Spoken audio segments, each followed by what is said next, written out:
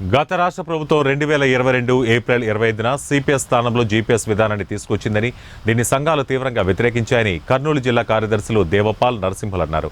ప్రస్తుత ప్రభుత్వ కాలంలో జీపీఎస్ చట్టం అమలు ముందుకు వస్తే యూటీఎఫ్ తీవ్రంగా వ్యతిరేకించి నిరసన చేసిన ఫలితంగా తాత్కాలికంగా జీపీఎస్ చట్టాన్ని అభియాన్స్లో పెట్టిందని వివరించారు. సిపిఎస్, జీపీఎస్, యూపీఎస్ ఏదైనా పెన్షన్ ఉద్యోగుల హక్కు, భిక్ష కాదు అని చెప్పిన సుప్రీంకోర్టు తీర్పుకు భిన్నమైనదని విమర్శించారు.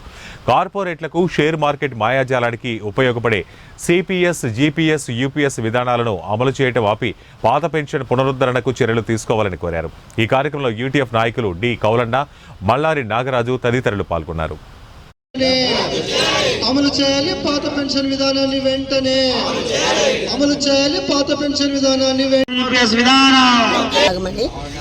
ఈరోజు ఆగస్టు 24వ తారీఖున కేంద్ర ప్రభుత్వం తీసుకొస్తున్నటువంటి యూపీఎస్ పెన్షన్ విధానానికి వ్యతిరేకంగా యూటీఎఫ్ అన్ని తాలూకా కేంద్రాల్లో నిరసన వ్యక్తం చేయాలనేటువంటి పిలుపుని అందుకొని ఈరోజు మనం ఎమ్మెగనూరు తాలూకా కేంద్రంలో నిరసన వ్యక్తం చేయడం జరుగుతూ ఉంది.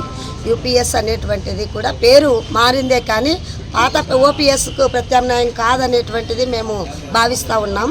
దాదాపు 2004 జనవరికి ముందుగా ఉండేటువంటి ఉద్యోగులందరూ కూడా ఓపీఎస్లో ఉన్నారు.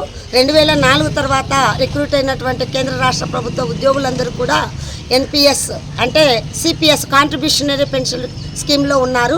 వీళ్ళందరూ కూడా కోరుతున్నది, అనేక సంవత్సరాలుగా పోరాటం చేస్తున్నది ఓపీఎస్ విధానంలోకి ఎటువంటి కాంట్రిబ్యూషన్ లేకోకుండా మాకు పెన్షన్ ఇవ్వాలి, పాత పెన్షన్ ఇవ్వాలనేటువంటిది డిమాండ్తో అనేక పోరాటాలు చేయడం అనేటువంటిది జరిగింది.